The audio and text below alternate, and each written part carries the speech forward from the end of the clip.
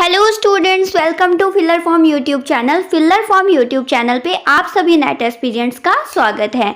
जो भी students preparation कर रहे हैं पेपर 2 कॉमर्स, किसके लिए? जेआरएफ क्रैक करने के लिए, वो मेरे साथ डेली कर सकते हैं प्रिपरेशन। मैं लेके आती हूँ 3 बजे आप सभी नेट एस्पिरेंट के लिए कॉमर्स सब्जेक्ट की क्लासेस। ओके, तो अभी तक की हमारी टोटल 71 क्लासेस क्या हो चुकी हैं, जिनको आप क्या कर सकते हो, प्ले लिस्ट में जाके सीक्वेंस वाइज सारी लगा सकते हो। आज है हमारी क्लास नंबर 72।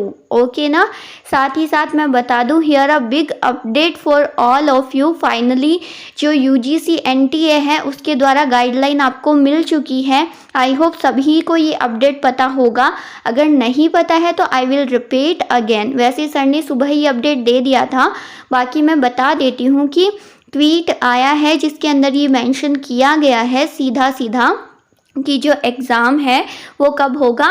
एग्ज़ाम होगा आपका जून के अंदर ही। जो 2 एग्ज़ाम्स हैं उनको मर्ज करके क्या किया जाएगा, जून में आपका एग्ज़ाम रखा जाएगा। ठीक है, तो अब आपको एक सिंबल मिल चुका है, साइन मिल चुका है कि आपका एग्ज़ाम कब होने वाला है, जून में ही होने वाला है। तो अब ज़्यादा टाइम नहीं है हम सभी के पास, ओनली 60 डेज़ आप यहाँ पे मान सकते हो। वो भी कब, जब अगर मिड तक जून में एग्ज़ाम होगा तब। Otherwise 50 days we have. हमें 50 डेज़ में क्या करना है, प्रिपरेशन को करना है एग्ज़ाम को क्रैक करने के लिए। तो now we have to do, क्या करनी पड़ेगी, हमें स्मार्ट स्टडी करनी पड़ेगी। ओके ना। जितना सिलेबस हमारा कवर अप हुआ है उसका हम क्या करेंगे, रिवीजन लगाएंगे, जो हमने शॉर्ट नोट्स बनाए हैं उनके थ्रू। और बाकी जो सिलेबस बचा है उसको हम किसके माध्यम से करेंगे, उसको हम करेंगे अप्रैल तक जितनी हमारी यूनिट्स कवर अप होती हैं। कितने डेज़ हैं अभी हमारे पास, बोलो। हमारे पास डेज़ हैं 20 डेज़, आप मान के चलो। ठीक है, 20 डेज़ में हम कोशिश करेंगे कि 1.5 यूनिट हम कर लेंगे आफ्टर बिजनेस फाइनेंस। ठीक है, उसके बाद हम क्या करेंगे, जो मुझे लगेगा कुछ यूनिट में जो मोस्ट जो आने वाले हैं, किसमें, एग्ज़ाम में जो टॉपिक्स हैं जो मोस्ट हैं जो आने वाले हैं, उनको मैं आपको कवर अप कराऊंगी अलग अलग यूनिट के अकॉर्डिंग। ठीक है, फिर हम क्या करेंगे, जैसे ही मई स्टार्ट हो जाएगा आपका, हम सारी की सारी यूनिट्स को क्या करेंगे, रिवीजन करेंगे विद एमसीक्यू। रिवीजन जो हो चुकी है उनका विद एमसीक्यू। मैं यूनिट वाइज आपके लिए एमसीक्यूज लेके आऊँगी। जैसे यूनिट 1 के एमसीक्यूज हो गए, यूनिट 3 के, फिर यूनिट 4 के, आगे हम जो करेंगे यूनिट्स, और जो नहीं की है ना उनके भी मैं यूनिट वाइज क्या लेके आऊँगी आपके लिए, एमसीक्यूज लेके आऊँगी। इससे क्या होगा, पता चलेगा आपको कि पीवाईक्यूज में से कौन कौन से जो टॉपिक्स हैं वो आते हैं, और जो मैं पीवाईक्यूज या फिर एक्सपेक्टेड क्वेश्चंस करवाऊंगी, आपको क्या करना है, वो क्वेश्चंस करना है, उसमें से टॉपिक निकालना है और उसको डायरेक्ट क्लियर कर लेना है। बिकॉज अभी ज़्यादा टाइम नहीं है, इसलिए हमें क्या करना है, we have to do smart study. कुछ स्टूडेंट्स के मेरे पास आए थे मैसेज कि मैम जून तक हमारा जो सिलेबस है वो हो जाएगा क्या। देखिए, हम क्या है, कॉमर्शियंस हैं, तो आपको घबराने की ज़रूरत नहीं है। 11 से लेके पीजी तक आप सब ने क्या किया है, कॉमर्स को ही तो पढ़ा है। जो सब्जेक्ट्स है, मार्केटिंग है, लीगल है, यही सभी तो हमारे बचे हुए। टैक्सेशन तो 2nd सेमेस्टर में पूरा पढ़ा है आप लोगों ने, तो घबराने की ज़रूरत नहीं है, टेंस्ड होने की कि अरे हमारे पास ज़्यादा टाइम नहीं है। जी नहीं, हमें कामली क्या करना है, स्मार्ट स्टडी करना है। ठीक है, कुछ होता है कि पहले कॉन्सेप्ट करके फिर हम क्या करें हैं, क्वेश्चंस करेंगे, और कुछ जो पेंडिंग है उनको हम क्या करेंगे, क्वेश्चन के थ्रू हम कॉन्सेप्ट करेंगे। तो 50% कॉन्सेप्ट के बाद क्वेश्चन, 50% क्वेश्चन के बाद कॉन्सेप्ट। तो बोलो हुआ कि नहीं हुआ, 100% हुआ ना। So don't worry about it, खुद पे कॉन्फिडेंस रखो। जो मैं करवा रही हूँ उस पर आप क्या रहो, टिके रहो, क्लासेस लगाओ कंसिस्टेंसी के साथ। ठीक है, जितना ज़्यादा हम, देखिए एक तो होता है कुछ नहीं और एक होता है कुछ नहीं से बेटर कुछ है या नहीं है, बताओ। मतलब या तो आप कुछ भी नहीं कर रहे हो या फिर आप कुछ तो कर रहे हो, राइट। और जो कर रहे हो ना वो अपना 100% दे के कर रहे हो, ठीक है। तो बस अपने पे विश्वास रखो और करते जाओ। हमें क्या करना है, वी वांट JRF, ओके ना। चलिए, तो जून तक का टाइम है, 50 डेज है, वी हैव टू क्रैक। हमें क्या करना है, हर एक टॉपिक को क्रैक कर देना है, ओके। चलिए आगे अगर बात करें तो जो भी स्टूडेंट्स विद सीरियसली तैयारी कर रहे हैं अच्छे से, उनको एक भी क्लास मिस नहीं करना है, क्योंकि हर एक टॉपिक अपने आप में क्या है, बहुत इम्पॉर्टेंट है, ठीक है। और मैं आपके लिए इफ़ेक्टिव वही टॉपिक्स लेके आती हूँ जो एग्ज़ाम के पॉइंट ऑफ व्यू से बहुत ज़्यादा क्या होते हैं, ज़रूरी होते हैं, है ना। तो लिंक सभी की प्रोवाइड करा दी जाती है, तो आपका मतलब ये नहीं बोल सकते आप कि मैम हम क्लास कहाँ से ले, हमें पता ही नहीं चलता है। आपको टेलीग्राम पे, व्हाट्सएप ग्रुप पे लिंक प्रोवाइड करा दी जाती है, ओके। तो अगर अभी तक ज्वाइन नहीं किया है ना तो इट्स टाइम नाउ, अभी क्या करो, डिस्क्रिप्शन में जाके लिंक है, वहाँ से टेलीग्राम चैनल को ज्वाइन कर लो, व्हाट्सएप ग्रुप को ज्वाइन कर लो। डेली वहाँ पे आपको लिंक मिल जाती है, जो क्लास होती है उसकी, साथ में जो अपडेट्स आते हैं वो भी आपको मिल जाते हैं, क्लास के ऊपर भी और बाकी जो चैनल है उनके ऊपर भी, ओके, ठीक है। तो सभी क्या कर लेना, ज्वाइन कर लेना। आफ्टर दैट अगर हम बात करें तो अभी तक भी जो स्टूडेंट सोच रहे हैं कि पहले पेपर 2 की कर लेते, पेपर 1 की बाद में करेंगे, तो मैं बता दूं आपके लिए अभी भी मौका है कि आपके पास 4 क्लासेस होती हैं डेली। यहाँ पे MCQ प्रैक्टिस क्लास होती है, ठीक है, कॉन्सेप्ट की क्लास होती है, DI मैथ्स की क्लास होती है, GK की क्लास होती है। तो डेली क्या कर लिया करो, वो लगा लिया करो। पेपर फर्स्ट में आप 2 या 3 आवर्स दोगे तो इनफ है, ठीक है। कब, जब ये क्लासेस लगा लो उसके बाद रिवीजन करने में, तो इससे आपका जब तक एग्जाम आएगा ना सब कुछ क्लियर हो जाएगा, क्योंकि सारे के सारे जो टीचर्स हैं वो इफ़ेक्टिवली इस तरीके से स्टडी कराते हैं कि एग्ज़ाम में आपके लिए बहुत ज़्यादा इफ़ेक्टिवनेस यहाँ पे रहने वाली है सारी की सारी क्लासेस, ओके। तो आप सभी लगा लिया करो, ठीक है। चलिए आगे अब अगर बात करें तो मैंने पहले ही कहा था, अब देख लो, जब तक एग्ज़ाम होगा आपकी क्विजेस हो जाएंगी, डेली 5 क्वेश्चन होंगे। तो सोच लो एग्ज़ाम 60 डेज़ में पर डे 5 क्वेश्चन, यानी 60 डेज में आपके कितने क्वेश्चन हो जाएंगे, बोलो 300+ क्वेश्चन तो सिर्फ आपके 60 डेज़ में कवर अप हो जाएंगे। और ये कम नहीं होते हैं, आपका कॉन्सेप्ट बिल्ड होता है विद क्वेश्चंस, ठीक है। तो पहले से क्विज स्टार्ट करा दी गई है, फिर मैं MCQ सेशन लेके आ जाऊंगी पर्टिकुलर कॉमर्स का यूनिट वाइज। फिर हम लगाएंगे क्या, पूरा का पूरा जैसे पेपर होता है ना 100 क्वेश्चन होते हैं उस तरीके से। तो टेंशन मत लीजिए, सारी चीज़ें हम करेंगे चलते चलते चलते सारी प्रोसेस के साथ, ओके ना। तो क्विज में जो लास्ट क्विज अटेम्प्ट की थी सारे स्टूडेंट्स ने, उसका मैं क्या कर देती हूँ, अनाउंस कर देती हूँ रिजल्ट। फर्स्ट रैंक आई है रूहानी जी की, सेकंड है सोनी राजक जी की और थर्ड है सचिन कुमार जी की। पता है ये स्टूडेंट्स मुझे फर्स्ट सेकंड थर्ड में दिखते ही दिखते हैं, ठीक है। तो वेरी वेरी कंग्रेचुलेशन आप तीनों को, इसी तरीके से मेहनत करते रहिए, क्विजेस को सॉल्व करते रहिए, ठीक है।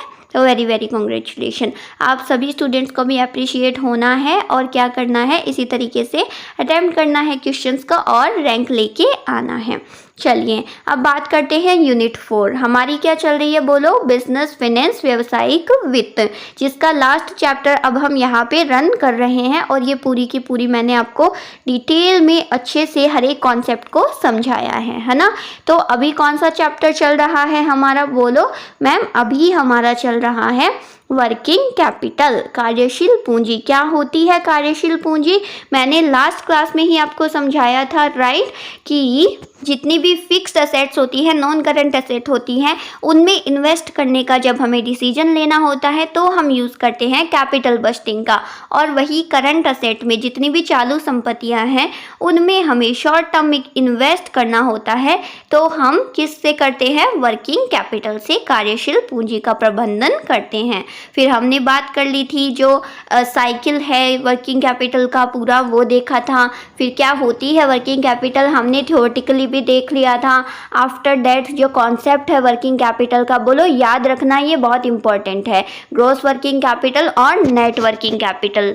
आफ्टर डैट फिर क्या किया था, टाइप्स देखे थे कि टेम्परेरी क्या होती हैं, परमानेंट क्या होती हैं। सभी स्टूडेंट्स ने एक एक एग्जाम्पल बताया या नहीं, बोलो मुझे।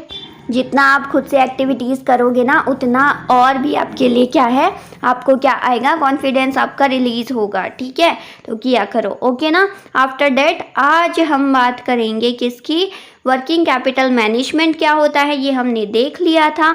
अब बात करते हैं कि कौन कौन से फैक्टर्स हैं जो क्या करते हैं, वर्किंग कैपिटल को, कार्यशील पूंजी को प्रभावित करते हैं। ठीक है, अब जिनको पता है वर्किंग कैपिटल क्या होती है वही तो ये देख पाएंगे ना कि कौन से फैक्टर्स है जो वर्किंग कैपिटल को क्या करेंगे, प्रभावित करेंगे। तो जो स्टूडेंट सीधा ये क्लास देख रहे हैं, पहले उनको बोलूँगी कल ही नया चैप्टर स्टार्ट हुआ है, कल की ही क्लास में, कौन सी में, 71 में।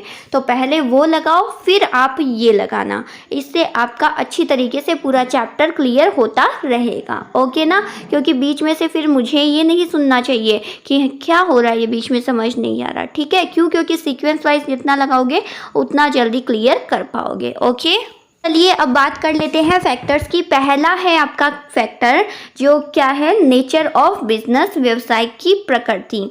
अब किस तरीके का व्यवसाय है उस पे क्या करता है, डिपेंड करता है आपकी कार्यशील पूंजी किस तरीके से। मान लो कोई एक बिजनेस ऐसा है, कोई व्यवसाय ऐसा है जिसमें क्या करना पड़ रहा है, कोई प्रोडक्ट मैन्युफैक्चरिंग हो रही है, कोई व्यवसाय ऐसा है जिसमें कोई सर्विस हो रही है। ठीक है, तो अलग अलग टाइप के जो नेचर हैं व्यवसाय के, उनके अकॉर्डिंग क्या होती है, कार्यशील पूंजी होती है। अब मैंने मैन्युफैक्चरिंग का आपको एग्जांपल दे दिया था कि रॉ मटेरियल आप लेके आओगे, उसमें आपका कार्यशील पूंजी आपकी लगेगी, कुछ जो है वो फिक्स रहेंगे, लाइक बिजली का, मतलब रिफ्रेशमेंट का, चाय का, है ना। तो उसमें कार्यशील पूंजी उस तरीके की लगेगी, किसमें, मैन्युफैक्चरिंग यूनिट में। वही आपका कोई शोरूम हो गया, ठीक है, कोई आपका बोल सकते हैं कि सर्विस, जैसे सैलून, ब्यूटी सैलून हो गया, तो उनमें कार्यशील पूंजी, वर्किंग कैपिटल क्या होगी, कुछ अलग तरीके की होगी। ठीक है, किसी यूनिट में ऐसा होता है कि बिजली बहुत ज़्यादा कंज्यूम होती है, पर कुछ होते हैं जिनमें क्या होता है, बिजली का उतना काम नहीं होता है, ज़्यादा मशीन्स नहीं चलती हैं, है ना। तो ये डिपेंड करता है किस पे कि किस तरीके का क्या है, नेचर है बिजनेस का, व्यवसाय आपका किस तरीके का है। अब वर्क फ्रॉम होम है, मान लीजिए कुछ फर्म्स ऐसी हैं जो अपने एम्प्लॉयज़ को वर्क फ्रॉम होम दे रही है। ठीक है, तो वहाँ पे उनका क्या हो रहा है, उनका सिस्टम रन नहीं कर रहा है ऑफिस में, सिस्टम तो एम्प्लॉय के घर पे रन कर रहा है, तो जो बिजली का खर्चा है वो फर्म का नहीं आ रहा ना उस टाइम पे। तो इस तरीके से किस तरीके का क्या है, नेचर है बिजनेस का, किस तरीके की प्रकृति है, किस तरीके का बिजनेस रन हो रहा है, उस पर डिपेंड करती है वर्किंग कैपिटल, कार्यशील पूंजी। क्लियर है। नेक्स्ट था, नेक्स्ट है प्रोडक्शन पॉलिसी, कि उत्पादन की नीति क्या है, कि कैपिटल का ज़्यादा यूज़ किया, लेबर ज़्यादा यूज़ किए जा रहे हैं या फिर मशीनों का ज़्यादा यूज़ किया जा रहा है, किस तरीके की प्रोडक्शन पॉलिसी अपनाई जा रही है, उसी तरीके की क्या होगी, वर्किंग कैपिटल होगी एक फर्म के अंदर। क्लियर है ना, समझ में आ रहा है सभी को। नेक्स्ट है क्रेडिट पॉलिसी। देखिए फर्म की पॉलिसी क्या है कि वो उधार माल, मतलब उधार जो है वो रॉ मटेरियल परचेज कर सकती है या नहीं कर सकती है, या फिर अपने कस्टमर्स हैं उनको उधार जो है प्रोडक्ट्स वो बेच सकती है या नहीं बेच सकती है, उसकी पॉलिसी क्या है फर्म की, उस पर भी डिपेंड करती है क्या, वर्किंग कैपिटल। क्यों, क्योंकि मान लो कि आपके डेटर्स और क्रेडिटर्स हैं वो किस तरीके के होंगे, उस पर क्या वर्किंग कैपिटल का इफेक्ट पड़ेगा या नहीं पड़ेगा, पड़ेगा ना, लेनदार और देनदार की सिचुएशन में। तो क्या पॉलिसी अपनाई जाती है किसके द्वारा, फर्म के द्वारा, उस पे आपकी जो वर्किंग कैपिटल है उसका इफेक्ट पड़ता है। ओके, फिर नेक्स्ट है इन्वेंट्री पॉलिसी, राइट। क्या जो बोल सकते हैं हम इसे, इन्वेंट्री का मतलब क्या हो गया, स्टॉक हो गया, स्टॉक रखने की नीति क्या है। अब मान लीजिए इसकी भी ना अलग अलग टेक्निक्स होती है, ये पूरा का पूरा हम पढ़ेंगे, ये वर्किंग कैपिटल का ही पार्ट है, इन्वेंट्री मैनेजमेंट। ठीक है, कि अब स्टॉक को किस तरीके से मैनेज किया जा रहा है, कि एक तो होता है कि पहले से रॉ मटेरियल को स्टॉक करके रखा है गोदाम में, और फिर क्या जैसे जैसे डिमांड आ रही है वैसे गोदाम से रॉ मटेरियल लाया जा रहा है और प्रोडक्शन किया जा रहा है, ठीक है। तो उसमें अब बताओ गोदाम में रख रहे हैं तो वहाँ पे संभालने के लिए 4 लेबर भी लगाने पड़ेंगे, वहाँ का रेंट भी जाएगा, गोदाम का कई चीज़ें ऐड होगी, तो वो सब वर्किंग कैपिटल का पार्ट ही होंगी, राइट। और एक हो गया मान लो कि जैसे जैसे डिमांड आती है वैसे वैसे हाथों हाथ रॉ मटेरियल मंगाया जा रहा है, हाथों हाथ प्रोडक्शन किया जा रहा है। तो उस सिचुएशन में क्या जो गोदाम है उसका खर्चा आएगा, वेयर हाउस का खर्चा आएगा? नहीं आएगा ना। तो वो डिपेंड करता है कि फर्म कौन सी टेक्निक अपनाती है इन्वेंट्री के लिए, ठीक है। तो उस अकॉर्डिंग क्या होगी, उसकी फर्म की वर्किंग कैपिटल होगी। तो इन्वेंट्री का बहुत बड़ा रोल है वर्किंग कैपिटल की सिचुएशन में, ओके। इसको हम डिटेल में पढ़ेंगे, इसकी टेक्निक्स को इसी चैप्टर के अंदर, क्लियर है। फिर नेक्स्ट कुछ अब नॉर्मल फैक्टर्स भी होते हैं कि कहाँ से अचानक से कोई मान लीजिए कुछ भी अचानक से कैसी सिचुएशन आ गई तो उसमें हमें कैपिटल चाहिए हो सकती है ना। तो कुछ फैक्टर्स होते हैं, ओके। फिर है मार्केट की कंडीशन कैसी है, बाजार की स्थिति, ठीक है, उस पर भी वर्किंग कैपिटल डिपेंड करती है। कभी कभी तो मान लो ऐसा हो जाता है कि हमें बहुत जल्दी कस्टमर्स को क्या करना पड़ता है, सप्लाई करनी पड़ती है। क्यों?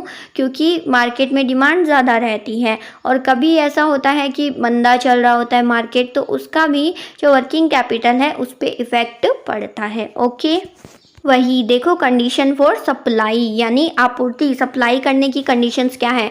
कुछ जो कस्टमर्स हैं वो बोलते हैं कि भाई हमारे जो एंड यूज़र्स हैं उनको तो बहुत जल्दी चाहिए है, क्या मतलब सामान जल्दी चाहिए, तो हमें भी प्रोडक्शन जल्दी जल्दी करना पड़ेगा, सप्लाई जल्दी जल्दी करना पड़ेगी। अब उस सिचुएशन में वर्किंग कैपिटल किस तरीके की होगी वो सप्लाई पे क्या करेगा, डिपेंड करेगा, ओके ना, ठीक है। फिर है बिजनेस साइकिल, वही कि कभी क्या होता है बूम की सिचुएशन होती है, ठीक है, तेज़ी होती है मार्केट में, बहुत ज़्यादा डिमांड बढ़ रही है, सप्लाई बहुत ज़्यादा करनी है, प्रोडक्शन बहुत ज़्यादा करना हो रहा है, ठीक है। तो वो सिचुएशन में वर्किंग कैपिटल क्या आएगी, ज़्यादा आएगी। क्यों?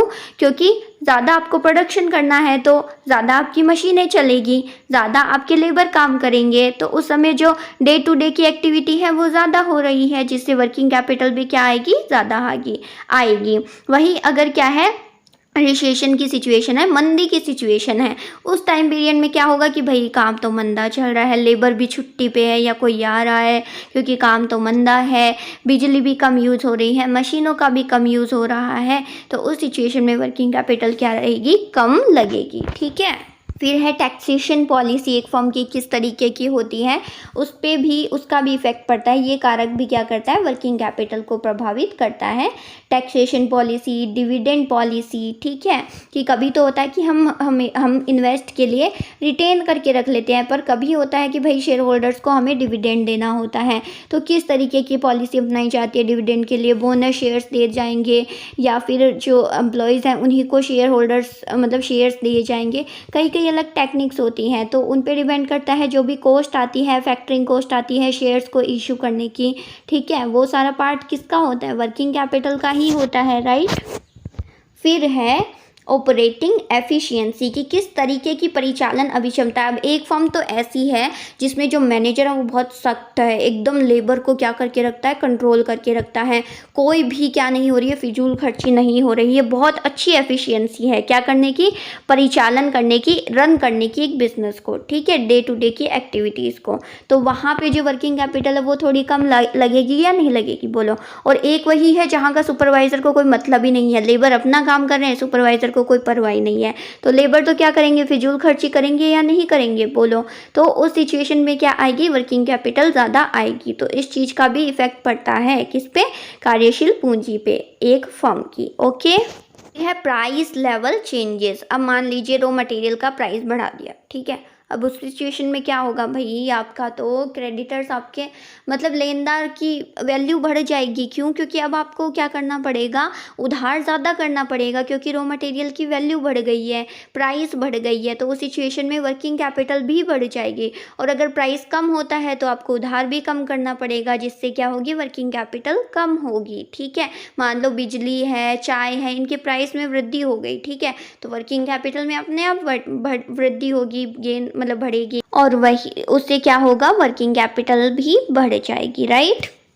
तो नेक्स्ट है फिर डेप्रिसिएशन पॉलिसी, मतलब जो मशीनें हैं उनका जीवन काल होता है उस पर किस तरीके से डेप्रिसिएशन चार्ज किया जाता है एक फर्म के द्वारा, उस अकॉर्डिंग क्या होगी वर्किंग कैपिटल पे इफेक्ट पड़ेगा। ठीक है, फिर है अवेलेबिलिटी ऑफ रॉ मटेरियल, कि कितनी उपलब्धता है रॉ मटेरियल की, उस पर क्या होगा कार्यशील पूंजी का प्रभाव पड़ेगा। एक तो आप एक साथ बल्क में माल मंगवा रहे हो, ठीक है, और एक है कि आप क्या कर रहे हो थोड़ा थोड़ा करके रॉ मटेरियल मंगवा रहे हो, दोनों में डिफरेंस होगा तो उस हिसाब से वर्किंग कैपिटल लगेगी। क्लियर है, तो ये सारे के सारे फैक्टर्स मैंने मेंशन किए हैं यहाँ पे जो क्या करते हैं एक फर्म की कंपनी की वर्किंग कैपिटल को प्रभावित करते हैं, तो इनको थोड़ा ध्यान में रखना है आपको। हो सकता है क्वेश्चन बन जाए इनमें से असर्शन रीज़न का। ओके, तो क्लियर है कि क्या क्या फैक्टर्स होते हैं। ओके, अब बात करते हैं, आगे बढ़ते हैं कि need of working capital management, कार्यशील पूंजी प्रबंधन की आखिर आवश्यकता क्यों होती है।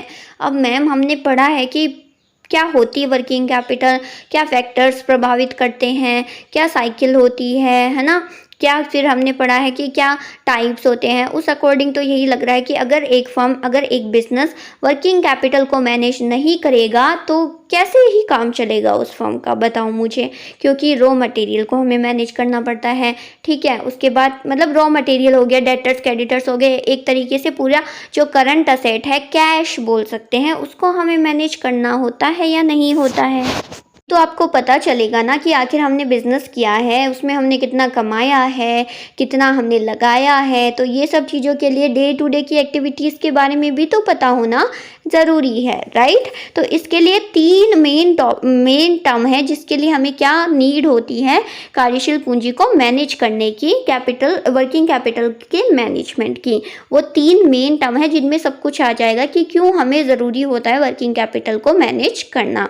जिसमें है इन्वेंट्री मैनेजमेंट, सूची प्रबंधन बोल लीजिए। अब इन्वेंट्री स्टॉक आपको पता है कि मैंने अभी बताया था आपको कि इसको पूरा डिटेल में पढ़ेंगे। अब एक फर्म किस तरीके का क्या कर रही है, स्टॉक मेंटेन कर रही है या फिर उसको करना चाहिए जिससे उसकी वर्किंग कैपिटल क्या हो, कम लगे। ठीक है, वर्किंग कैपिटल को मैनेज किया जा सके, इसके लिए कौन कौन सी टेक्निक्स लगानी चाहिए या हो सकती है, लगाई जा सकती है, किस तरीके से इन्वेंट्री को मैनेज किया जा सकता है जिससे वर्किंग कैपिटल को भी मैनेज किया जा सके। तो ये पूरा का पूरा हम टर्म पढ़ेंगे। ओके, उसके बाद में नेक्स्ट नीड क्यों होती है, रिसीवेबल मैनेजमेंट के लिए। वही जो मैंने आपको पहले ही बताया था कि आपके क्रेडिटर्स कितने हैं, आपके डेटर्स कितने हैं, ठीक है, उनका मैनेजमेंट आपको करना पड़ेगा या नहीं पड़ेगा। बता दो मुझे कि आप रॉ मटेरियल मंगवा रहे हो, आपका क्या हो रहा है, आपने कहा भाई अभी मेरे पास पैसे नहीं है, मैं क्या करूँगा, प्रोडक्शन करके दूंगा, फिर मैं बेचूंगा, फिर जो पैसा आएगा वो तुम्हें वापस ला के दूंगा। तो वो क्या हो गए, आपके क्रेडिटर्स हो गए जो जिससे आपने सामान लिया है, तो उसको आपको मैनेज करना पड़ेगा या नहीं पड़ेगा पूरा। ठीक है, फिर आपके जो कस्टमर्स हैं उनको आप सामान दोगे, वहाँ से क्या करोगे, आपके क्या होंगे डेटर्स, वो बोलेंगे कि भाई जब हम एंड यूजर्स के पास सामान पहुँचा देंगे ना, उसके बाद हम आपको पैसा देंगे। तो हमने क्या किया, क्रेडिट पे सेल किया, फिर उनसे पैसा लेना, फिर क्रेडिटर को पैसा देना, इन सबको क्या करना पड़ेगा, मैनेज करना पड़ेगा। तो इसके लिए हम क्या करते हैं, रिसीवेबल मैनेजमेंट, जो क्या है पार्ट है वर्किंग कैपिटल का। ठीक है, पढ़ेंगे प्राप्य प्रबंधन और फिर कैश का मैनेजमेंट। अब आपको बिजली का बिल भरना है, ठीक है, आपको रिफ्रेशमेंट चाय का बिल भरना है, ठीक है, आपको स्टेशनरी का बिल भरना है, आपको वेजेस देना है, आपको रेंट देना है। ठीक है, ये सब के लिए आपके पास कैश होना चाहिए या नहीं होना चाहिए। या फिर चाय वाले को जाके बोलोगे कि ये लो भैया 1 महीने आपका बिल हुआ है 4000 रुपये, आप ये लो, ये चेक काट लो, बोलोगे या नहीं, बोलो कि ये चेक ले लो। ठीक है, नहीं ना, उसके लिए आपको कैश की ज़रूरत पड़ेगी, जो डे टू डे के छोटे छोटे खर्चे होंगे उनके लिए। ठीक है, कैश या फिर जो कैश इक्विवेलेंट होंगे यानी कैश के समान ही, ठीक है, जिनको कैश में कन्वर्ट किया जा सकता है, तो उसके लिए हम पढ़ेंगे कैश का मैनेजमेंट। ओके, तो सबसे पहले इनको हम क्या करेंगे, उल्टा पढ़ेंगे। सबसे पहले हम पढ़ेंगे कैश मैनेजमेंट, फिर रिसीवेबल मैनेजमेंट और फिर इन्वेंट्री मैनेजमेंट, और पूरा का पूरा जो चैप्टर है वो सम अप कर लेंगे। ठीक है, तो फर्स्ट ऑफ ऑल देखते हैं कैश का मैनेजमेंट, नकदी का प्रबंधन। तो there are 4 primary motives for holding cash, कि कैश हमें क्यों रखना चाहिए वर्किंग कैपिटल को मैनेज करने के लिए। उसके लिए यहाँ पे 4 क्या है मेन पर्पज हैं, ठीक है। इसमें से पहला क्या है, ट्रांजैक्शन मोटिव, लेन देन के उद्देश्य। अब ये तो एकदम कॉमन थिंग है कि अगर आप बिजनेस रन कर रहे हो तो आपके पास कैश यानी नगद में पैसा होना ज़रूरी तो है ही। क्यों? क्योंकि a firm require cash for making payments for purchase of goods. यानी आपको मान लीजिए कोई सामान, मतलब अगला बंदा बोल रहा है नहीं भाई मैं रॉ मटेरियल नहीं दूंगा उधार में, तुम्हें पैसा ले जाओ और रॉ मटेरियल ले जाओ, तो उस सिचुएशन में आपको कैश चाहिए होगा या नहीं चाहिए होगा?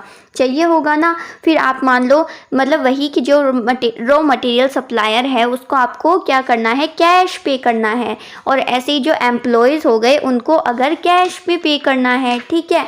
और इसके अलावा कुछ इंटरेस्ट है बोरोइंग पे वो आपको देनी है, टैक्स हो गया गवर्नमेंट को वो देना है, डिविडेंड्स देने हैं शेयर होल्डर को, ये सब किस में दोगे आप, कैश में दोगे, ठीक है।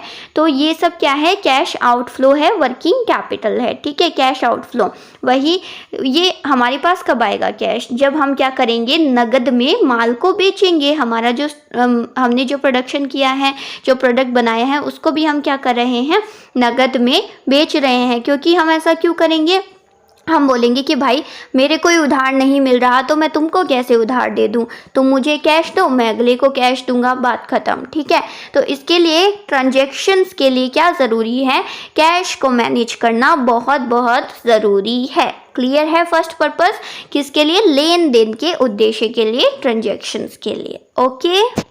फिर है प्रिकॉशनरी मोटिव। अब नाम से समझ में आ रहा है कि प्रिकॉशनरी मतलब एहतियात यानी बचाव के लिए। मैम बचाव, बिजनेस में कैसा बचाव? अरे भाई बिजनेस में रिस्क होता है या नहीं होता है।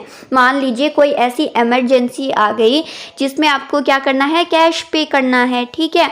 या फिर मान लो ऐसा हो गया कि जो आपने सामान बेचा था उधार में, बैड डेट्स आ गई आपको, अगले ने पैसा अभी दिया ही नहीं, जबकि वो सप्लायर है वो आपके पीछे पड़ा है कि भाई मेरा तुमने सामान लिया है, रॉ मटेरियल ख़रीदा है, मुझे मेरा पैसा दो। अब आपको अपने जो सप्लायर है उससे रिलेशन मेंटेन करके रखना है। तो आपके पास इमरजेंसी आ गई तो उस सिचुएशन में आपको कैश चाहिए होगा या नहीं चाहिए होगा कि भाई मैं अपने जो सप्लायर है उसको तो अच्छे से क्या कर दूं, पे कर दूं, उसके बाद जिसने मेरे साथ क्या किया है, बैड डेट हुआ है मेरा, उसको देखूंगा, ठीक है। तो यहाँ पे वर्किंग कैपिटल का मैनेजमेंट करना पड़ेगा या नहीं पड़ेगा, और किसमें, कैश में करना पड़ेगा। क्यों? क्योंकि जो आपने जिसको सामान दिया था उसका तो बैड डेट्स हो गया, उसके आपके सामान डूब गया, इमरजेंसी आ गई, ठीक है, जो आपका है वो डूब गया जो पैसा है। लेकिन जो सप्लायर है आपका, जिसने क्या किया है, आपको रॉ मटेरियल बेचा है, उसको तो आपको इमरजेंसी में पैसा देना पड़ेगा। तो उस सिचुएशन के लिए भी आपके पास क्या अवेलेबल होना चाहिए, कैश अवेलेबल होना बहुत ज़रूरी हो जाता है। कैश का मैनेजमेंट करना इसके लिए बहुत इंपॉर्टेंट हो जाता है। क्लियर है? Precautionary motive, okay. After that है स्पेक्यूलेटिव मोटिव। अब ये क्या है, स्पेक्यूलेटिव का क्या मतलब है, कभी कभी ऐसा होता है कि मान लीजिए जो आपका सप्लायर है जिससे आप रॉ मटेरियल खरीद रहे हो, वो बोल रहा है कि भैया देखो बात ऐसी है, मैं तुम्हें देता हूँ एक बोल दो ऑफर, कि अगर तुम मुझे क्या करोगे, हाथों हाथ कैश में पेमेंट करोगे तो मैं तुम्हें क्या करूँगा, 50% का या 10, 20, 30% का डिस्काउंट दूंगा। अब बोलो उस सिचुएशन में अगर उसके पास कैश नहीं है, बिजनेस जो फर्म है उसके पास, वो क्या सोचेगी, यार अगर कैश होता तो कितना अच्छा रहता, मैं डिस्काउंट ले लेता इससे। इसीलिए कैश को मैनेज करना, रखना क्या है, ज़रूरी है उस सिचुएशन में। किसके लिए? स्पेक्यूलेटिव मोटिव्स के लिए, कुछ मोटिव के लिए जहां आपको क्या करना होता है, ये सिचुएशन होती है, प्रॉफिट कमाना होता है कि अगर कैश में मैं पेमेंट कर दूंगा तो मुझे क्या मिल जाएगा, डिस्काउंट मिल जाएगा, ओके। तो कुछ ऐसे ऑफर्स आपके पास आ रहे हैं जिसमें आपको डिस्काउंट मिल रहा है, उसके लिए भी आपको क्या ज़रूरी है, कैश को मैनेज करना ज़रूरी है। तो इसे हम बोलते हैं स्पेक्यूलेटिव मोटिव। लेकिन ध्यान में रखिए ये क्या होता है, सब्जेक्टिव होता है, हर एक फर्म का डिपेंड करता है कि उसका सप्लायर उसे दे रहा है या नहीं दे रहा है डिस्काउंट का ऑफ़र, और फर्म है जो वो डिस्काउंट एक्सेप्ट करना चाहती है या नहीं चाहती है, उस बेसिस पे क्या किया जाएगा, कैश को मैनेज किया जाएगा, ओके। फिर नेक्स्ट है कंपनसेशन मोटिव। अब आपको पता है कि हर एक बिजनेस, हर एक फर्म का क्या होता है, करंट अकाउंट तो होता ही होता है, ठीक है। तो फिर उसमें क्या होता है कि एक फिक्स अमाउंट से आपको कैश को मेंटेन करके रखना ज़रूरी होता है कि अगर आपका करंट अकाउंट है किसी बिजनेस का, फर्म का, तो उसमें कम से कम 5 to 10,000 रुपीज़ आपके अवेलेबल होने चाहिए, ठीक है। तो इसके लिए भी क्या करना पड़ता है कि कैश को मेंटेन करके रखना पड़ता है। किसके लिए? करंट अकाउंट में मिनिमम बैलेंस को मेंटेन करने के लिए। ओके, तो ये है आपका कंपनसेशन मोटिव, मुआवजा मकसद, जिससे क्या हो कि करंट अकाउंट बैंक वाले क्या ना लगाए, आप पे मुआवजा ना लगाए कि भाई आपका ये करंट अकाउंट है और इसमें आपने क्या नहीं कर रखा है, अभी तक आपने मेंटेन ही नहीं कर रखा है कैश, क्या बिजनेस चलाओगे आप, ठीक है। तो इस सिचुएशन के लिए भी क्या किया जाता है, कैश को मैनेज करना ज़रूरी हो जाता है, ठीक है। बहुत इजी है ना कैश मैनेजमेंट, राइट। अगर कैश हो तो मैनेज करना तो बहुत इजी है, राइट है ना। बोलो, कर लोगे सभी? हाँ, ठीक है। तो ये है आपका मैनेजमेंट ऑफ कैश, नकदी का प्रबंधन, जिसके 4 क्या होते हैं, मोटे तौर पे देखें तो 4 प्राथमिक उद्देश्य होते हैं। ट्रांजैक्शन मोटिव कि भाई कोई लेन देन करना हो, प्रिकॉशनरी मोटिव कि कहीं कोई इमरजेंसी ना आ जाए, फिर स्पेक्युलेटिव मोटिव अगर कहीं डिस्काउंट मिल रहा हो तो वो लेने के लिए, फिर है कंपनसेशन मोटिव कि जो करंट अकाउंट है उसको मेंटेन करने के लिए। तो इस तरीके से शॉर्ट नोट्स बना लेना, इनके आगे आपको याद रहेगा अच्छे से, ठीक है। डिटेल में हमने कैश मैनेजमेंट के मोटिव्स देखे हैं। अब देखते हैं कि कंट्रोल मतलब कैश मैनेजमेंट को नियंत्रित करने के 2 एस्पेक्ट्स हैं, ठीक है। एक तो क्या कि कंट्रोल करना किसको, इनफ्लोज को, कि जो कैश आ रहा है ना उसको कंट्रोल किस तरीके से करेंगे, और जो एक है वो है आउटफ्लोज, यानी कि हमें पैसा देना है तो उसको हमें किस तरीके से क्या करना चाहिए, कंट्रोल करना चाहिए, ठीक है। तो 2 एस्पेक्ट्स है। अगर इनफ्लो आ रहा है, हमें किसी से पैसा आ रहा है, हमें पैसा मिल रहा है, तो उससे उस सिचुएशन में हमें क्या करना चाहिए, जल्दी से जल्दी रिकवरी करनी चाहिए। कि हमारा कोई भी क्या है, डेटर है ना, उसको बोलना चाहिए भाई ये टाइम पीरियड था, तुमने बोला था कि 1 महीने बाद मैं क्या कर दूंगा, मेरा सामान बिक जाएगा, मैं तुम्हें पैसे दे दूंगा, तो अब मुझे मेरे पैसे क्या करो, जल्दी से जल्दी रिकवरी कर दो। लेने में आगे रहना चाहिए हमेशा, ठीक है। जल्दी से जल्दी रिकवरी करानी चाहिए, किसकी, कैश की। ये बोला लेने में आगे रहना चाहिए, कब, जब आपका वो पैसा आपका खुद का हो तब, ठीक है। पूरा सेंटेंस सुन लेना, ओके। लेने में आगे रहना चाहिए लेकिन जब वो पैसा आपका खुद का हो तब, ओके। तो क्या करना कि जब आप इनफ्लोज को कंट्रोल करोगे ना उस टाइम तो जल्दी से जल्दी आपके जो इनफ्लोज हैं उनको आपको रिकवरी करानी चाहिए, ठीक है। ज़्यादा जल्दी से जल्दी आपको बोलना चाहिए भाई पैसे दे दो, ठीक है। दूसरा है आउटफ्लोज को, तो आपको क्या करना चाहिए, एक बिजनेस को, फर्म को जितना लेट हो सके, ठीक है, ध्यान में रखना, जितना लेट हो सके उतना लेट आपको आउटफ्लो तो करना चाहिए कैश का, जितना लेट हो सके उतना, और इनफ्लो करना चाहिए जितना जल्दी हो सके उतना। पर आउटफ्लो की सिचुएशन में ये ध्यान रखना कि सप्लायर बोल रहा है कि भाई पैसे दे दे, बोल दो हाँ दूंगा, मेरे से आ रहे हैं, रिकवरी हो रहे हैं, उसके बाद मैं आपको ही दूंगा, टेंशन मत लो, ठीक है, इतना चल जाएगा। पर सप्लायर ने फिर बोला कि दे दो भाई, हाँ हाँ दूंगा, ठीक है, इतना चल जाएगा। लेकिन अगर सप्लायर ने बोल दिया कि अगर तुमने पैसे नहीं दिए ना तो आज के बाद मैं तुम्हें सप्लाई ही नहीं करूंगा, ऐसी सिचुएशन भी नहीं आनी चाहिए, ठीक है। मतलब एक फर्म को अपने गुडविल का भी ध्यान रखना चाहिए, जहाँ तक उसकी गुडविल क्या नहीं हो रही है, हार्म नहीं हो रही है, तब तक वो लेट कर सकता है, उसके बाद उसे आउटफ्लो करने में लेट नहीं करना चाहिए, ठीक है।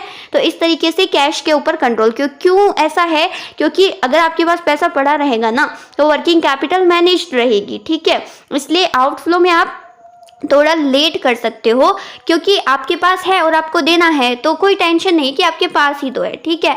और वही अगर इनफ्लो की सिचुएशन में ये कि आपके पास पैसा ही नहीं है, ठीक है, आपको रिकवरी कराना तो बोलो भाई जल्दी से जल्दी दो हमें तो, है ना। तो इनफ्लो में क्या करना चाहिए, जल्दी से जल्दी रिकवरी करनी चाहिए। और आउटफ्लो में आप कर सकते हो थोड़ा डिले, लेकिन इतना भी नहीं कि आपकी गुडविल पे क्या हो, इफेक्ट पड़े। क्लियर है ना। तो ये पूरा का पूरा क्या है, कैश मैनेजमेंट है, जो हमने डिटेल में डिस्कस कर लिया है। अब बचे हैं हमारे 2 एस्पेक्ट्स, और कौन कौन से, एक तो इन्वेंट्री मैनेजमेंट और एक रिसीवेबल मैनेजमेंट। उनको हम जल्दी से जल्दी कवर अप करेंगे, फिर पूरी यूनिट को हम सम अप कर देंगे। ओके, चलिए, क्लियर है, सभी को समझ में आ गया है, आई होप। ओके, चलिए अब बात कर लेते हैं जो डेली 5 क्वेश्चंस आपको मिलते हैं होमवर्क में एज अ क्विज वेबसाइट के ऊपर उनकी। तो देख लेते हैं जो लास्ट क्विज हुई है कौन सी, क्विज नंबर 12, उसमें आपके जो 5 क्वेश्चंस हैं उनके सॉल्यूशंस क्या क्या हैं उनको हम डिस्कस यहाँ पे कर लेते हैं ताकि आपकी जो टर्म्स हैं क्वेश्चंस की वो अच्छे से क्लियर हो जाएंगी। तो स्टार्ट करते हैं फर्स्ट क्वेश्चन से।